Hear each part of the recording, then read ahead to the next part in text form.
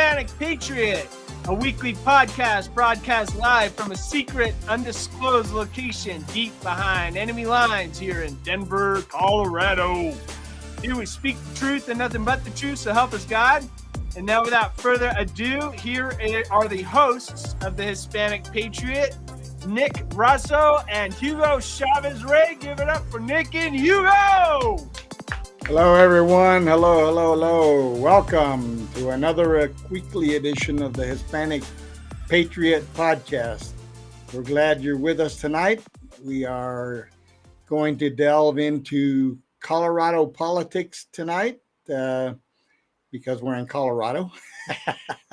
And we will be providing our analysis of the Colorado primary results from yesterday.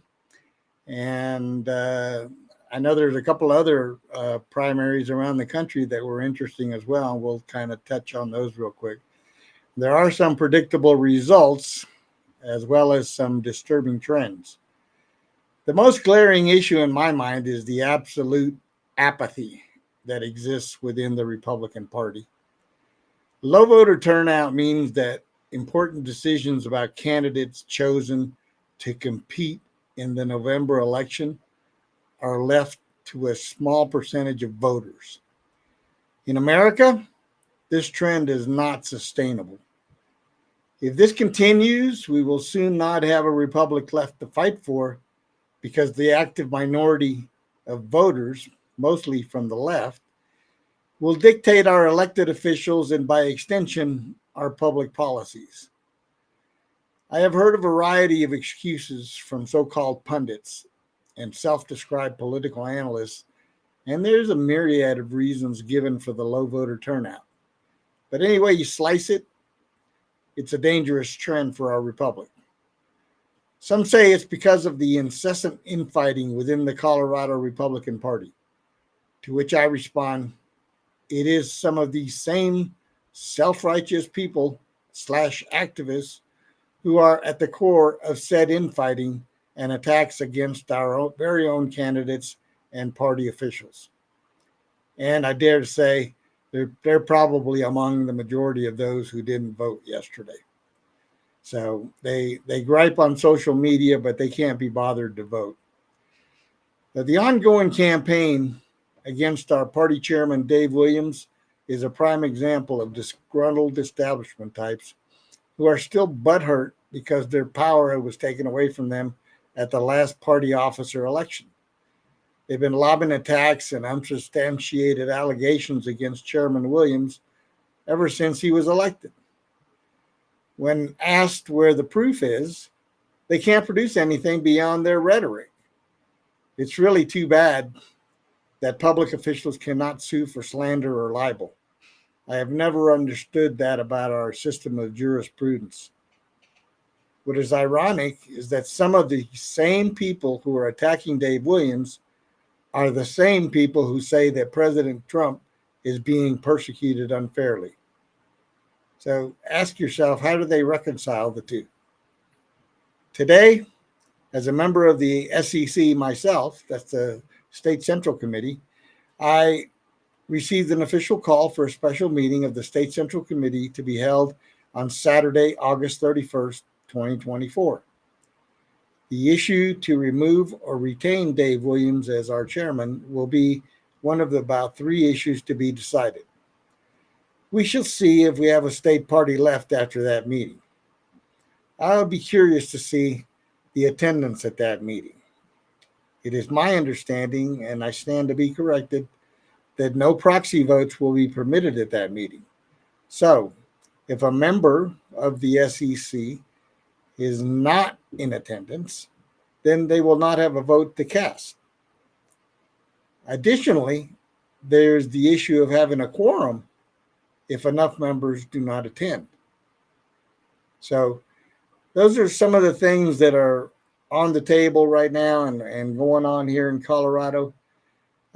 If you're watching from Colorado, you need to be asking yourself questions about those things. Okay, let's dive into some of the primary results from last night. We begin with some of the most contested district races. CD3, CD4, CD8, and CD5. So let's roll over to Nick and have him tell us a little bit about CD3. Nick?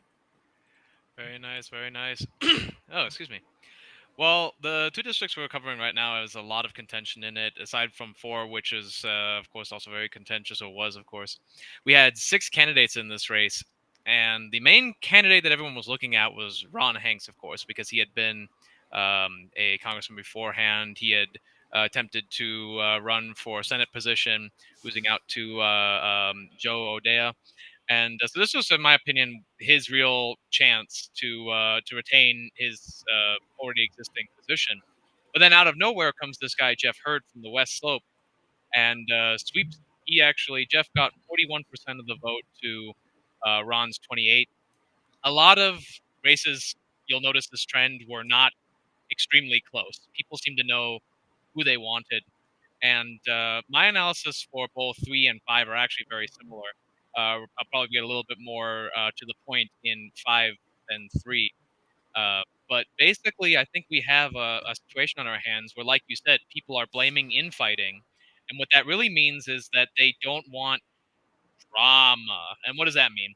It usually means having principles, doing interesting things.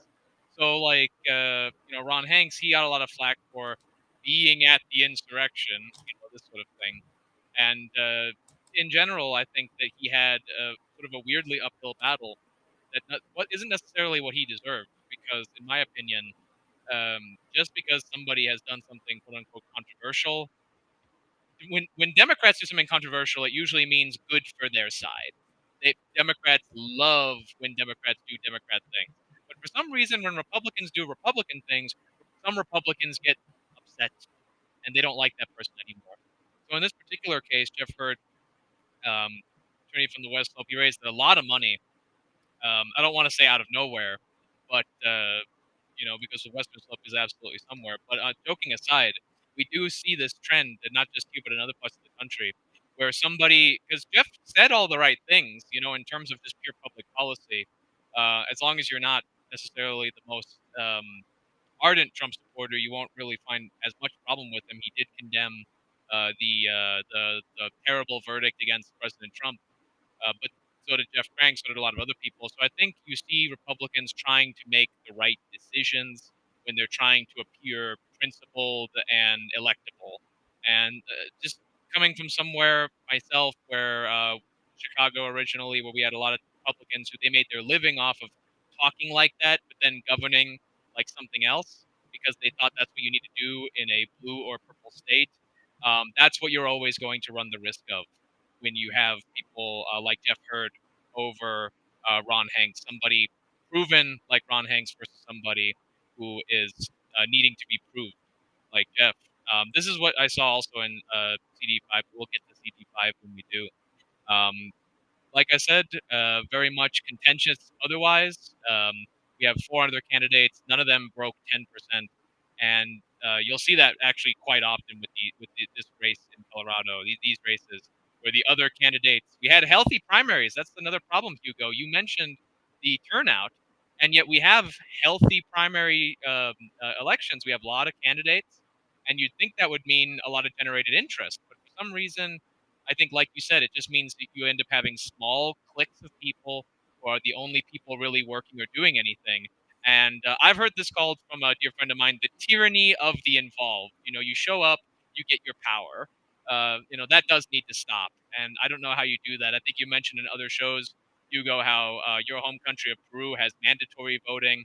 I agree. I wouldn't go that far. But we definitely need greater civic education in this country because nobody feels the need to vote in primary elections, despite the fact I will say in Colorado, really easy to vote, people. It's really easy to vote.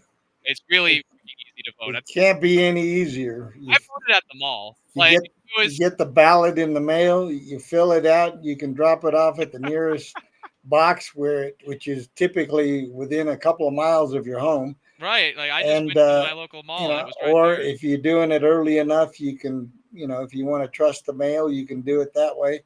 But yeah, there's no excuse for people not voting. It's Not at not like all. they have to go stand out in 100-degree heat or 4 foot of Face snow. shooting. So let's talk about that. Let's face. What about what we helped the Iraqis do? I think a lot of people might remember the picture of the Iraqis with their first Yep. with the finger elect. They that was a real victory for them. They had ink on their fingers, and Hmm. that's how you vote in a lot of these countries.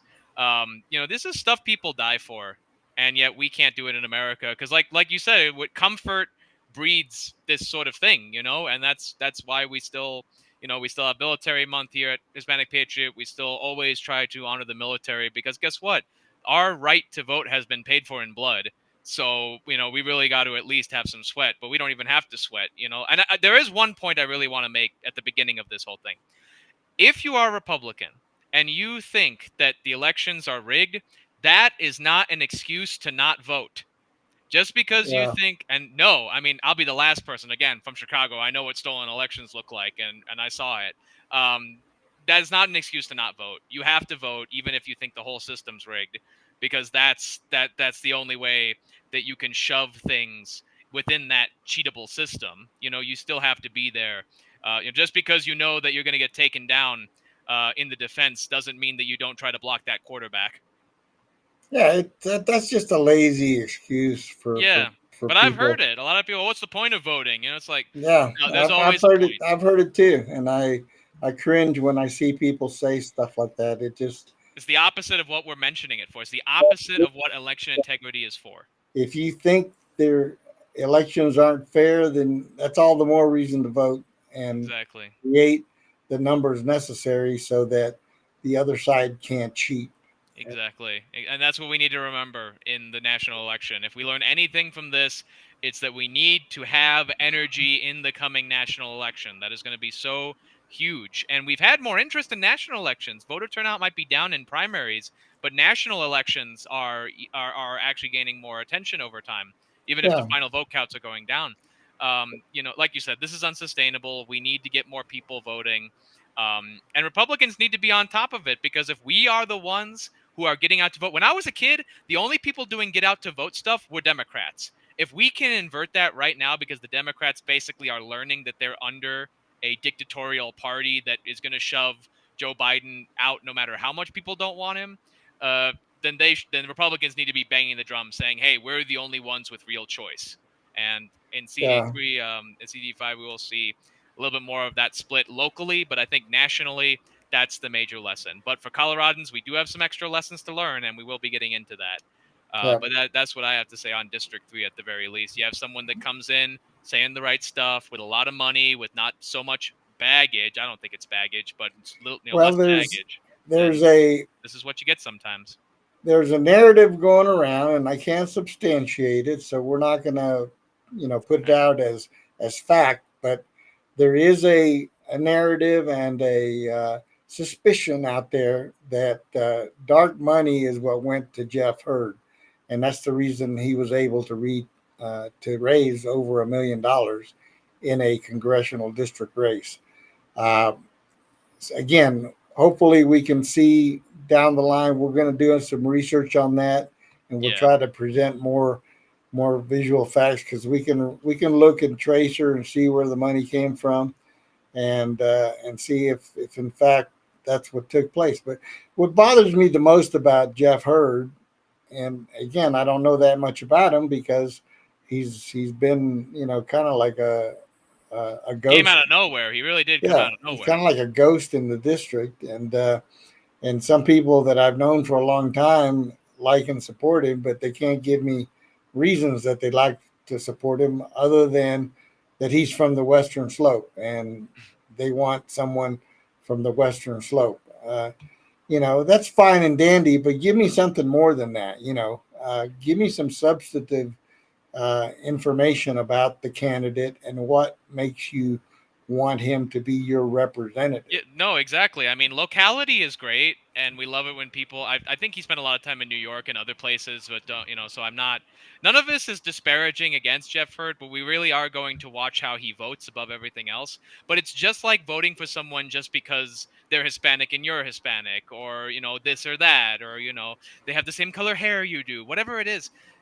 just because someone lives in the same area as you doesn't necessarily mean they're going to be great for that area. It's absolutely a good indicator that someone grew up in the community they want to serve. That's fantastic, but it's not an instant qualifier. That's what we Right. have to remember. Same with race, same with anything else personal. It all comes down to, what did Jesus say? Know them by their fruits. So we'll be And watching the fruits. and also, if he is elected, if he does win in November, uh, we all know that he's basically a never Trumper. So how is he going to align with President Trump in his new administration um, for issues that we need, and how much of a it's all going to be dependent on how much of a majority we have in the House. Right. I'm praying for a sustained majority, but an enlarged majority. That would be wonderful. I don't want a 2 or 3 or 4 vote majority, No, because because then Trump will just be in the same spot he was when he left office. exactly, Like, that's what we're seeing. That's what we've seen around here with some of these people, and people like Ken Buck and some others that decide that oh, just because they get a bug one day they're going to say, oh, I don't like this, I'm going to vote with the Democrats. You're a Republican, you shouldn't be voting with the Democrats, number one, unless there's just an absolute uh, abhorrent reason to do so. If the issue is so egregious or whatever that you can't vote with the Republicans, I find that hard to believe that would even occur. But that's going to be my viewpoint come November if he wins, and I do hope he wins, because yeah, absolutely. he is the Republican. So at least we need to have that, because we all know what Adam Fisher is going to do if he Yeah, gets in. really. So so definitely pulling for him as a Republican, but I hope that his issue or his mind is not clouded by his dislike for President Trump. Well, I can answer that a little bit, because he did make some new statements about the Trump conviction and everything like that.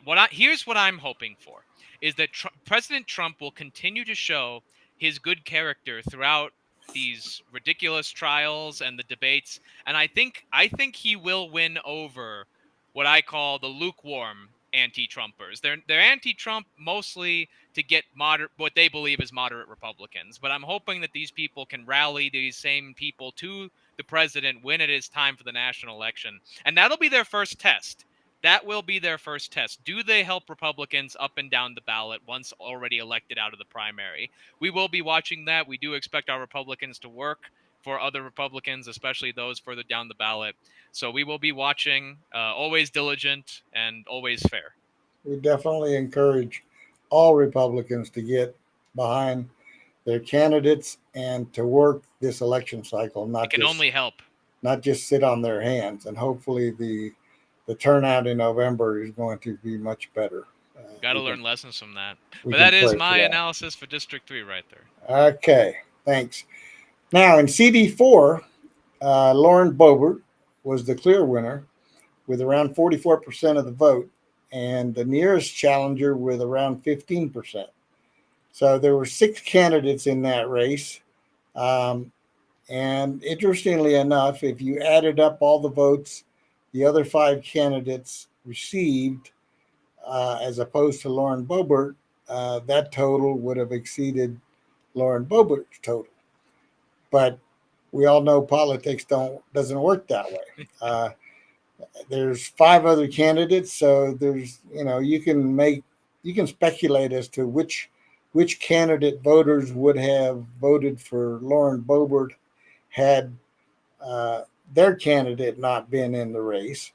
It doesn't necessarily extrapolate to mean that because they didn't vote for her in the primary that they're not going to vote for her in November. Absolutely. This was a healthy race. CD4 is a very red district, and I predict that most, if not all, of those other voters will cast their vote for Lauren Boebert.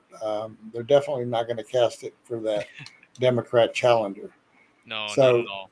I believe Lauren's, name recognition and her war chest were just simply too much for the other candidates to overcome. I mean, and that was I heard that actually come from other some of the other candidates. They said, she's formidable in the sense that she was endorsed by President Trump, she's an incumbent, she had a larger war chest, and she had definite name recognition. So that's a pretty powerful combination to defeat in a It primary it election. absolutely is, but I did want to mention one thing about Lauren because me and you, of course, interviewed Lauren Boebert. So if anyone hasn't seen that interview, please go check that out on our catalog. And I felt that she was very fair to the other candidates, and the other candidates were fair to her. I felt that there was not a whole lot of mudslinging. It was a very clean race, and it was a healthy race. I think that Lauren had a healthy respect for her challengers. And I think that's the way to go for Republican primaries. I think District 4 really kind of set the standard, in my opinion, for how these could be run. Yeah, there were shenanigans here and there, as there always is. But compared to other races, especially across the country, especially with the fact that Lauren was such the favorite to win, I thought it was really respectable. We had Mr. Holtoff on, of course, and he didn't sling one handful of mud. He was all about his own, what he could bring, and that's what all of these candidates acted like when we interviewed many of them. They talked about what they could bring to the table, not what they could take off Lauren's table.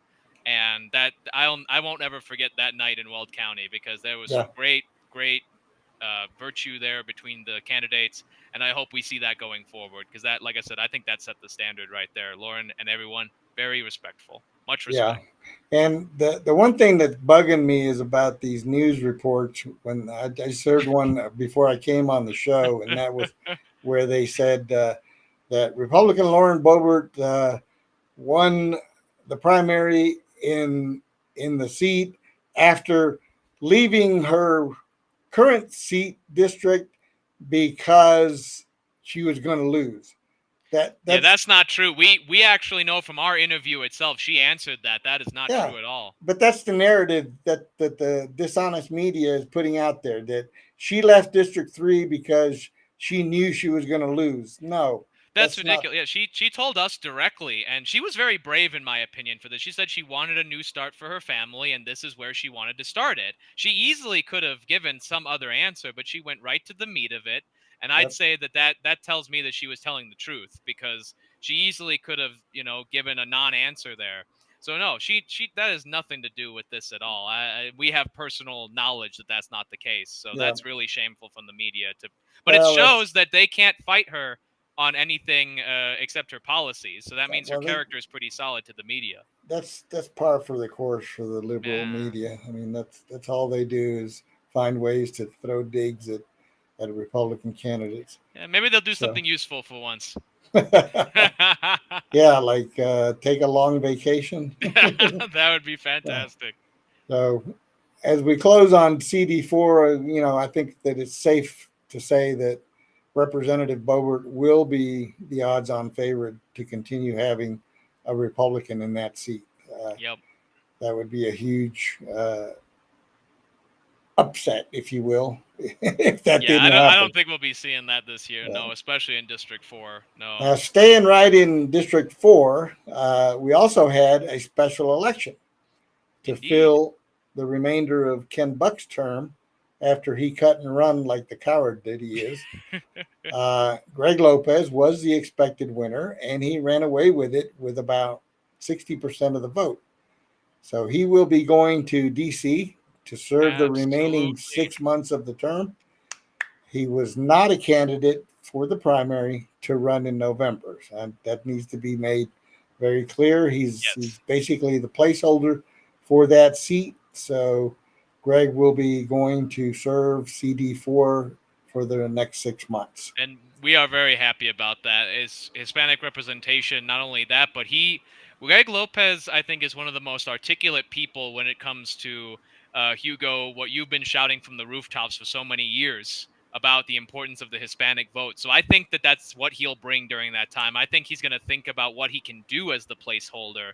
And that's what he knows he can do is rally the Hispanic support for the Republican cause and get the Republican apparatus in DC to pay more attention to Yep. this untapped treasure trove that they're missing out on. So I couldn't be more happy for Greg.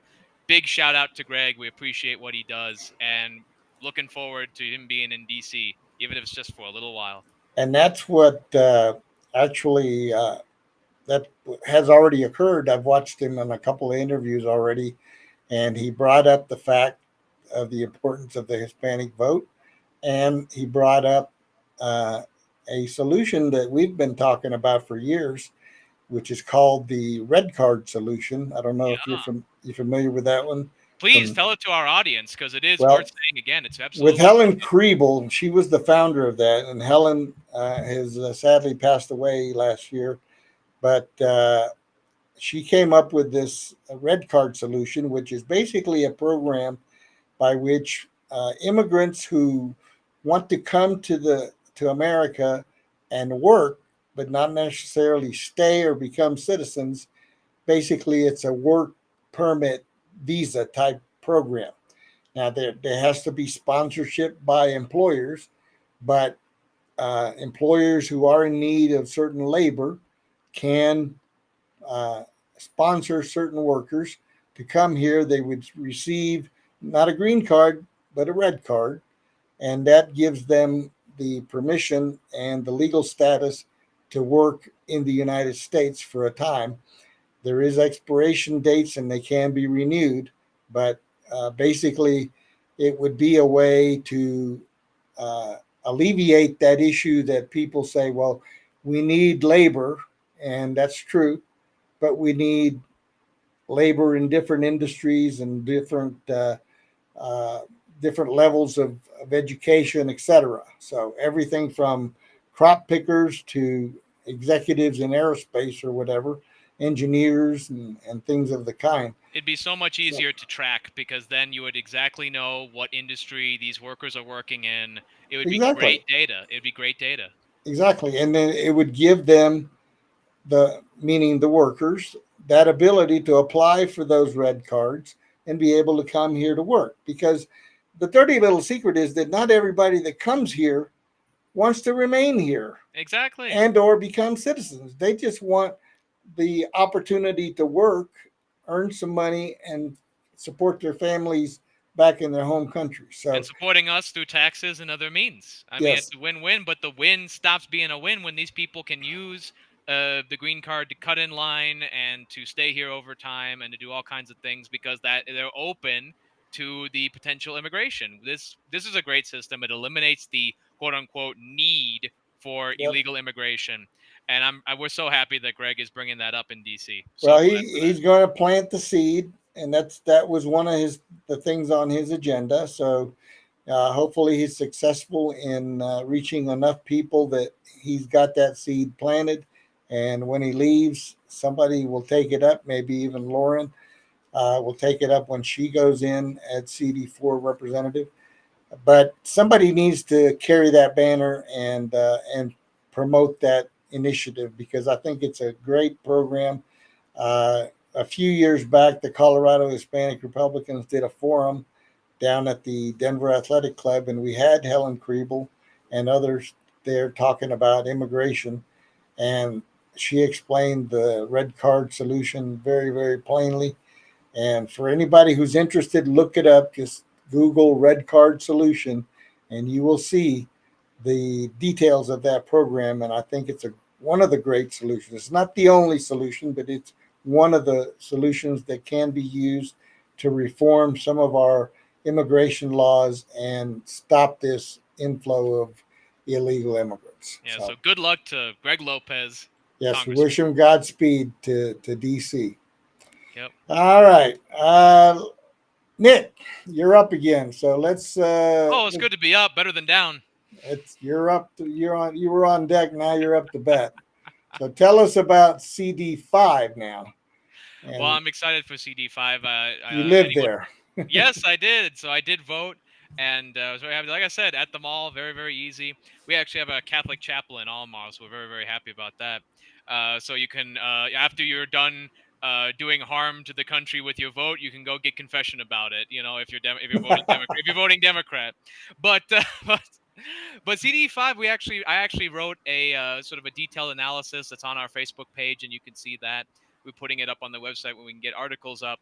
But this to me was the thermometer race, the what do you call it, linchpin race for everything. And the reason, like I wrote in my analysis, was because Dave and Jeff just represented the two halves of our party right now. They really do represent the two halves of our party, including where people like my generation, like Dave's generation, is on the Republican apparatus. The MAGA movement really uplifted young Republicans. This is something I have to stress. It really uplifted young Republicans. So I think you had a sort of split between those Republicans who had worked in their minds very, very hard for their positions and for what they have. People like Jeff. There are some others I can name for right now for District 5. We'll be focusing on that.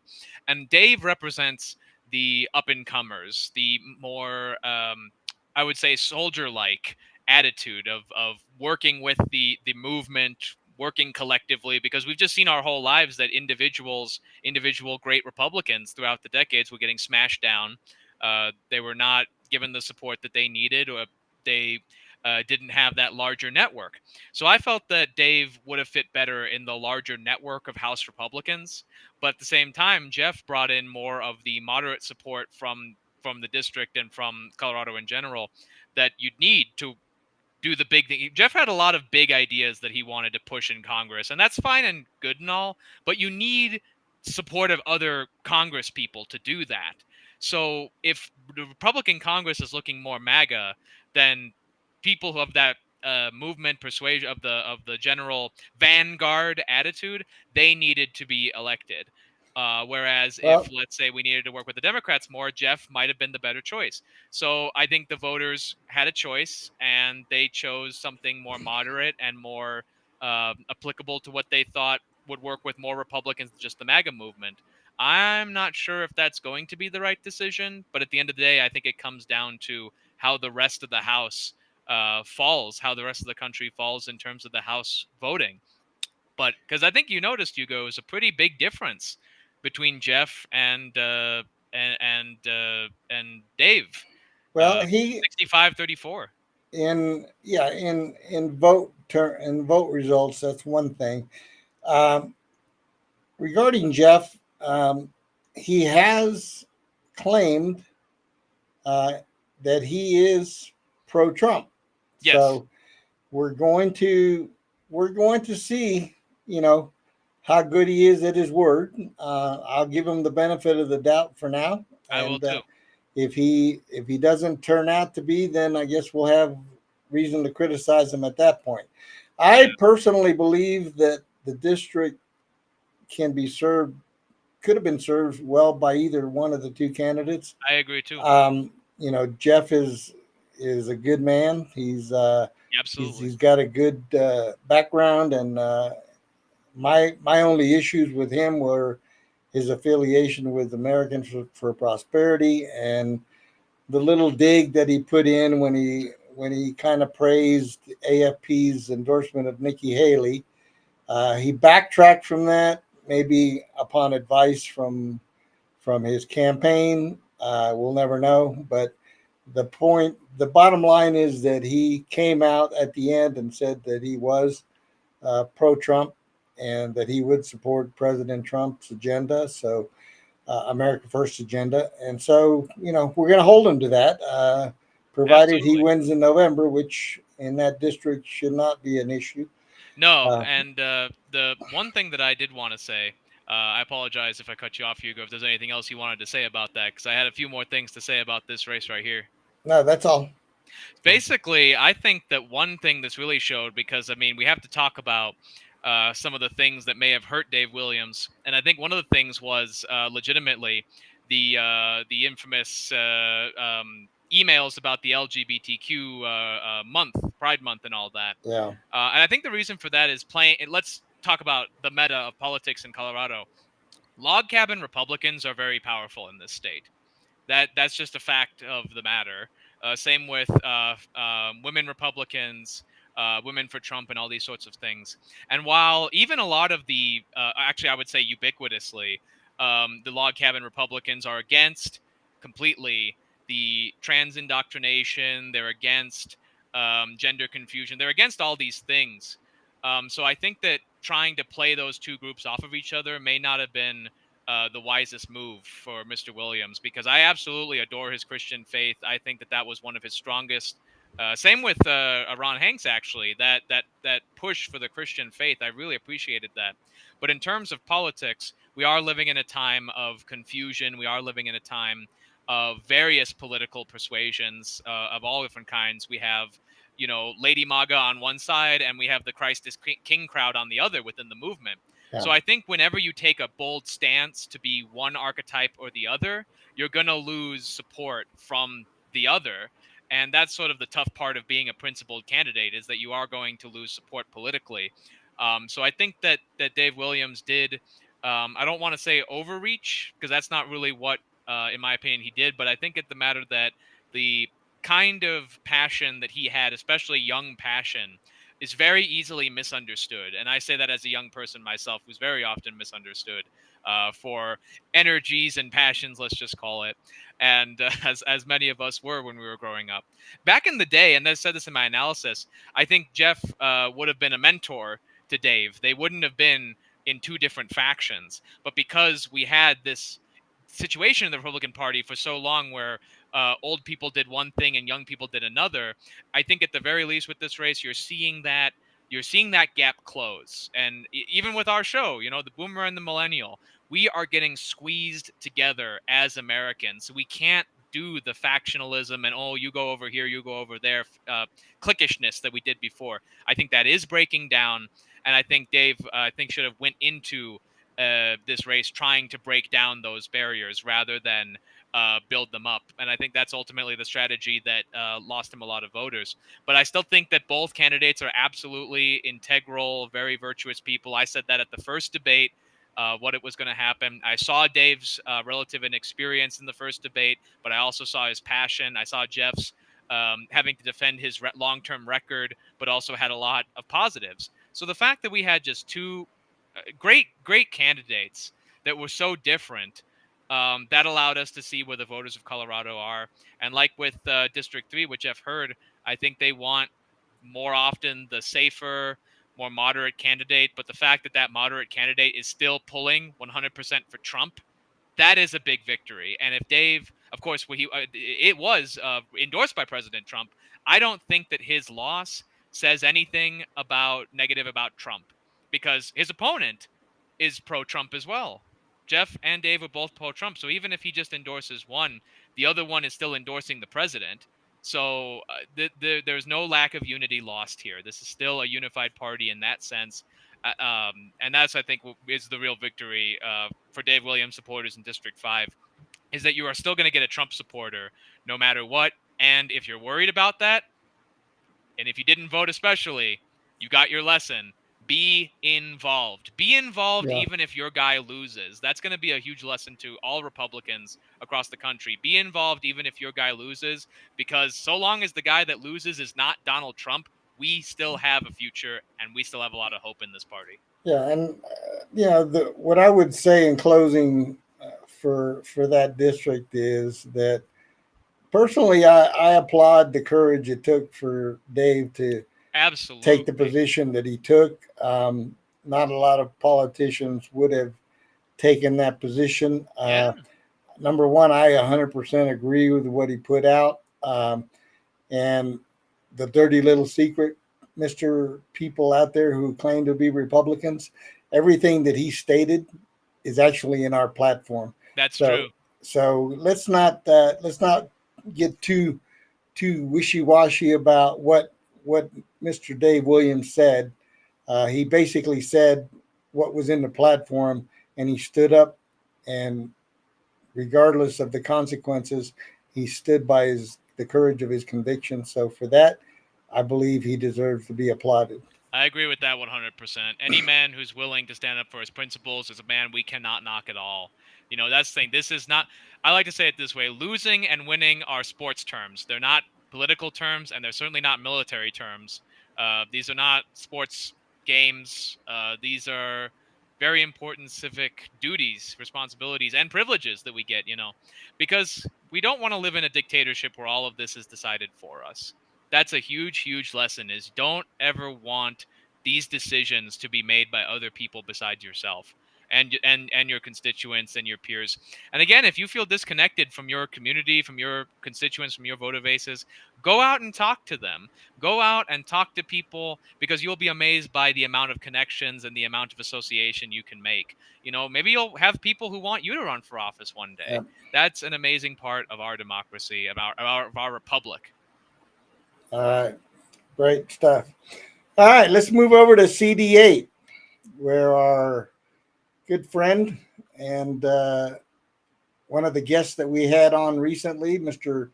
Gabe Evans, Gabe Evans. won very handily there. Over, interestingly enough, the state GOP endorsed candidate, Jana Joshi. Um, and there was some interesting things brought up in that race, but Gabe Evans was endorsed by President Trump.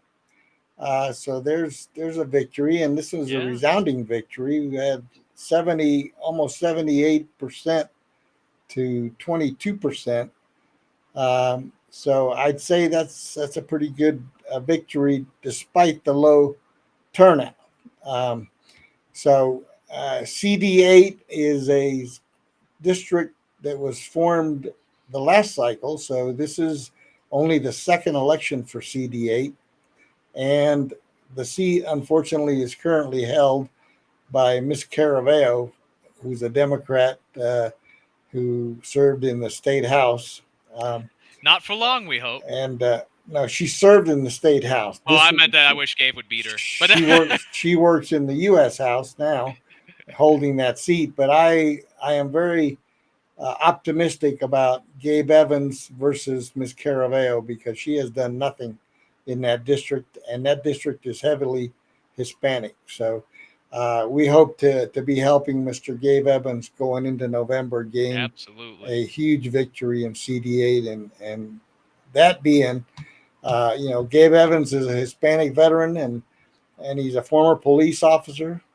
He'll be running against that Democrat incumbent, but the important thing to remember about this district is that he has this excellent chance to flip that seat, and that will have an effect on our House majority come November. He will have the backing of the Trump campaign, and flipping that seat is basically an important part of growing the Republican majority in the House.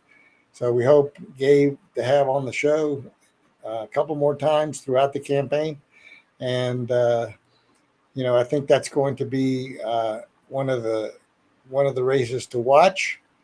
I think we'll also need to be watching CD3, because I think that one's going to be a tight race between Hurd and Frisch, and hopefully, Hurd will have a good momentum going into that election.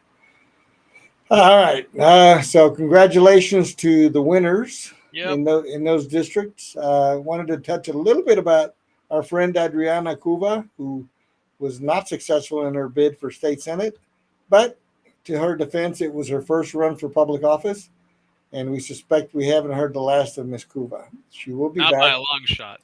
She will be back, and sooner rather than later. And she's young and energetic, so we look forward to seeing more of Miss Cuva's involvement, and a race down the line where we can call her either a state representative or a U.S. representative. I'm sure that time will come very soon. And perhaps hopefully we'll have her on the show before that happens. Absolutely. So, all right. So that's a little bit. I think that covers the important races. The thing I want to leave everyone with is that I'm not pleased with the turnout. We'll have better numbers hopefully in the next week or so to report about the numbers of Republican voters versus Democrat, etc. I don't know how much the open primaries affected some of these races. I'm guessing it affected them some. I'm not sure that it was enough to say that they could have been won otherwise. But I'm dead set opposed to open primaries, and we're going to continue that fight. Absolutely. All right, so let's roll into a little preview, if you will, as everyone, if you haven't already known this, you're living under a rock. But tomorrow night is the first presidential debate. Uh, and in the history of presidential debates, this is the earliest presidential debate ever held uh, in an Ever. election, in a presidential election year. So it Before, feels a bit weird. You're not the only one feeling it. yeah, for, basically um, the um, the two conventions were having a debate prior to the two conventions, which is unheard of. So we're going to see what's going to happen. So the questions floating around out there from the two parties is my first question is, which Joe are we going to see tomorrow night? Are we going to see fumbling, stumbling Joe, or the hyped up, doped up Joe that we saw at the State of the Union? Uh, that's A or B, and I think my guess is going to be B, because if A Joe shows up, uh, they are in deep trouble. Now, the other aspect of that is, could this be a setup by the Democrats to remove Joe as their candidate? And if that were to happen, where does that leave Miss Kamala? Because she's number two. And if Joe is, shall we say, pushed out by the what they call the super delegates at their convention, which is, that's the anomaly of the Democrat convention versus Republican. They have super delegates who basically control the narrative and the candidate at their convention, whereas we have real primaries where delegates from each state have already decided who our nominee is, and it's just a foregone conclusion and a formality for us. So, what do you think? Who's gonna show up tomorrow night, Joe? I mean, Nick. Oh man, what an insult that is. I'll be there. I'll be. Uh. Um. Where will I be? Where will I be? That's a good question. No, I think honestly they wouldn't let him go on without, hopping him up and everything like that. But, you can still tell. That's the problem with this sort of behavior that Joe exhibits, is that you can tell, like it's very hard to hide true intentions no matter what they really are. But beyond, but to the real meat of what you were saying with being pushed out, I was reminded of some other research I was doing on geopolitics for some of the other work I do, and one of the things that Joe Biden, some people in Europe were angry at Joe Biden about, is that they had a big peace summit with the war over with Russia and everything. And Joe Biden was too busy raising money in California to go himself. And so he sent Kamala Harris. And that incident made me click and say, you know what? I just realized something. They have Kamala do anything that Joe Biden doesn't want to do. Anything that's relatively that the Biden administration considers unimportant, they send Kamala Harris to do it. And that tells me they will not let her anywhere near the presidency. They see her, I think, as a joke, more as a joke than Joe Biden. That's really sad. They think that Kamala Harris is more of a liability than Joe Biden, and I actually would agree with them. So I don't think they can even. I think that strategy is cut off from them, because if they do that, then they're. I think that you actually have a subset of the country that would rather vote for Joe Biden than Kamala Harris, because you have sort of the old Democrats who don't want anything to change, who like Joe Biden's status quo. I don't think they're gonna really want somebody like Kamala Harris, who's more going to pretend to shake things up and be more of sort of the fake youth candidate. And it's not like they can throw Pete Buttigieg over, to be a president all of a sudden. I think that Joe Biden is honestly their best chance, and that is a sad prospect. I don't think that the country is ready for a cackling presidential candidate. No, we You proved know, that with Hillary Clinton that we don't want that either. So I thank God for mean, that. yeah, but I mean, can you imagine her being the candidate and cackling her way through campaign events. I Well, mean, talking about wheels on the bus or whatever, she read that day or whatever. I mean, it's sad. It's really sad. You've got a literal the first African American woman. They like to tot that, and yet she's a total joke. She's a joke compared to the dementia-ridden, crack smoking. Not that he smokes crack, his son does, but I don't mean to say apples and trees. But that's what you're dealing with is a circus that well, looks worse than the circus that you brought along with you. I the mean, other, that's what I was going to say, the other side of that coin is that anybody with half a brain knows that Biden's not making the decisions. He is oh yeah, totally Obama's puppet. So even foreign observers, even people who are basically, totally out of American politics know that. yeah. So there's this journalist in Australia that I watch on YouTube all the time, and she always does these pieces on Democrats, and in particular Biden and Kamala, and she's hilarious. You have to watch her. We're gonna have to try to maybe feature her on one of the shows That'd be because fantastic. she's just so spot on, and she doesn't do much of the talking. She lets the videos do the Well, talking and Aussies, for them. people have to remember, Australians are one of our greatest allies. Australia has been involved with every war America has ever been on, starting from World War One. So Yeah, these guys are really special. They are frontiersmen like we are. And I think a lot of people from Colorado might find a lot of fun in Australia, actually. Between yeah. deserts and the mountains and everything like that, and the beautiful cities, they know what freedom is. The only thing that bothers me about Australia is that they disarmed their population, and Yeah, that is the only problem. How do you that's disarm a population when your spiders are as big as your head? You know what I mean? It's like you might as well, you have so many things to shoot over there.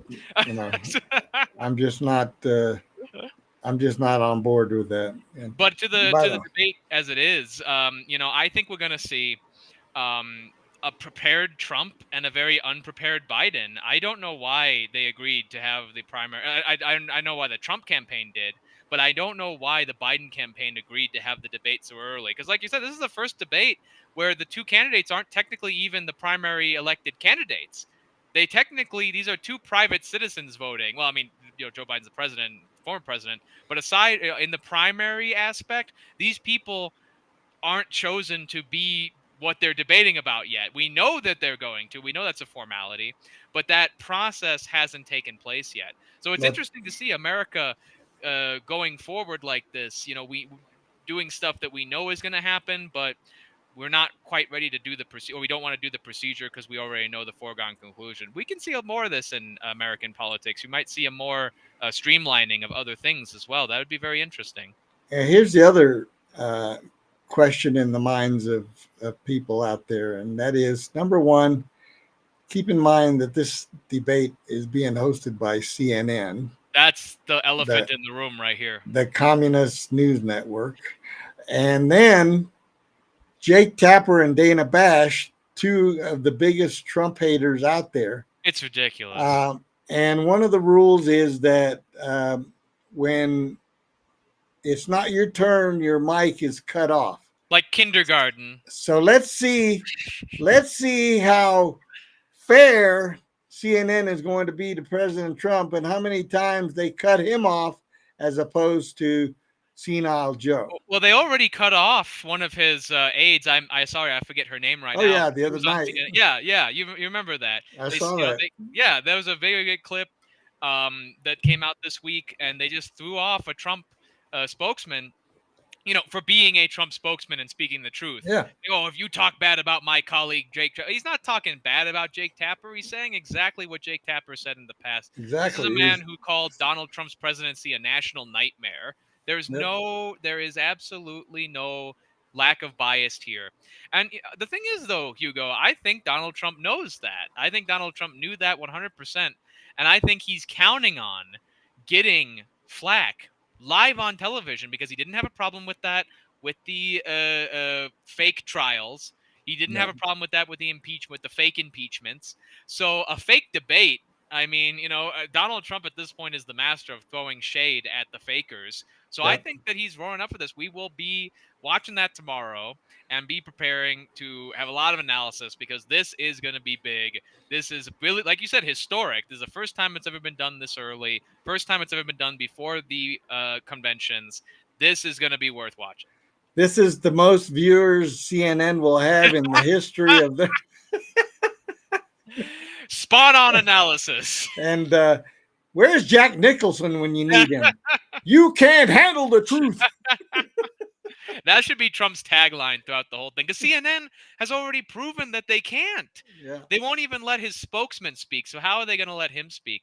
They really should have never done that because it invalidates them pretty much even before they even get the stage open. Yeah. But in terms of the content, Hugo, how do you think Joe Biden will defend his record? How do you think Donald Trump will attack Joe Biden's record? It's going to be pretty easy. Here's Joe Biden's campaign. January 6th, convicted felon, and insurrectionist. Don't play drinking games with what Hugo just said. You will end up destroyed. So I'm going to have a pad out, and I'm going to count how many times Biden and or the moderators mention the words insurrectionist, January 6th, and convicted felon. That's, I can just hear Jake Tapper now. Mr. Trump, how do you expect the American people to vote for a convicted felon? And here's what Trump should say. Jake, you're a fool, for one. Number two, how do you expect the public to vote for someone who can't remember what he said 5 minutes ago and who has embarrassed himself globally in places where global leaders were present and could very clearly see his cognitive decline? And that's not a slight on anyone who suffers from dementia or whatever, but it is the truth. And the leader of the free world cannot and should not be in that mental state, because America is the laughing stock of the world right now, and we need to get back to dominance, period. Couldn't say it better myself. I really hope Trump comes out with that kind of message. So I want to see the diplomatic Trump tomorrow. I want to see him, because the rest of the stuff is going to play out itself. Yeah, he can beat Trump to the max elsewhere. Exactly. Either Biden's going to be yelling at the camera, which people don't like, or he's going to be stumbling through one of his word salads. Well, and this will be the first time these two men meet up with each other since the last debate. So much has happened since then. Yep. I think Joe Biden, I predict this. This will be sort of my final prediction. I think Joe Biden will come out confident and strong in the beginning. And the more he has to see Trump do better than him, the more rattled he's going to be, the more the sort of dementia-ridden stuff will come through, and the more that we're going to see him crack. And I think Donald Trump will take advantage of those cracks, but I think those cracks will be filled in as much as possible by the CNN debate moderators. Yeah. That's where I see it going.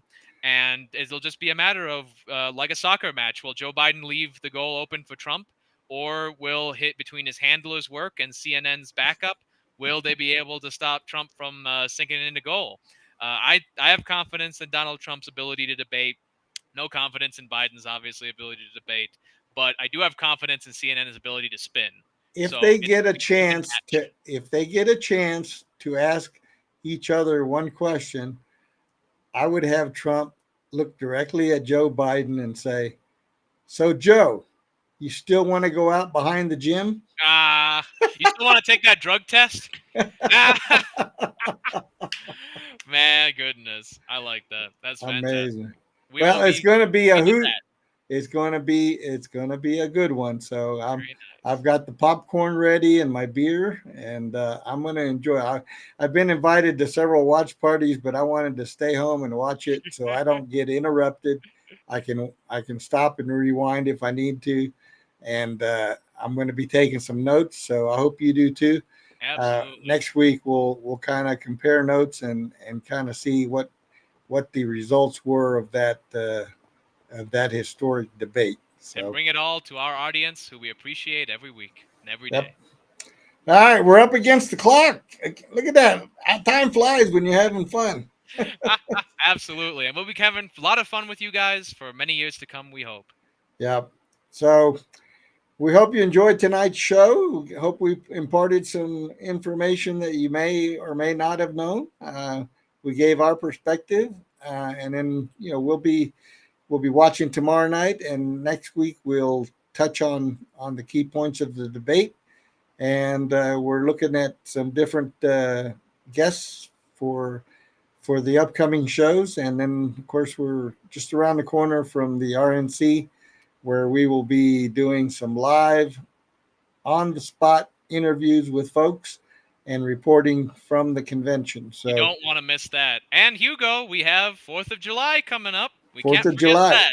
That's right. That's next week. So Yes, we're it is. we'll probably impart our Fourth of July event next Wednesday. So stay tuned for that. Absolutely. And please, if you guys want to look out for our Military Month videos, I just had a Hispanic Patriot video with Ambrosio Guillen, great hero of Hispanic American descent during the Korean War. And we have a couple more stories coming up of just the beautiful, beautiful American soldiers. So look out for that, and look out for our wonderful 4th of July coming up. Be a Yep. great Our, party. our show is actually on the 3rd. So we'll be previewing the 4th of July and encouraging folks to not go to these drone shows, go to some real fireworks. Yes. Real fireworks. No, get the real stuff, except no substitutes. Knock off the woke drone stuff, man. Give me a break. Well, guys, we really appreciate you every week tuning in for us. And like I said, I hope you found everything true and nothing but the truth, because that's what we bring to you guys, and that's what we love bringing. And show us some love. Go to the YouTube. Please. Hit that like button, subscribe, send us some feedback. We want you involved. So thank you Absolutely. for being on the show tonight. Hope you enjoyed it, and God bless America. God bless America. All right. Good night. Take care, folks. Appreciate you all.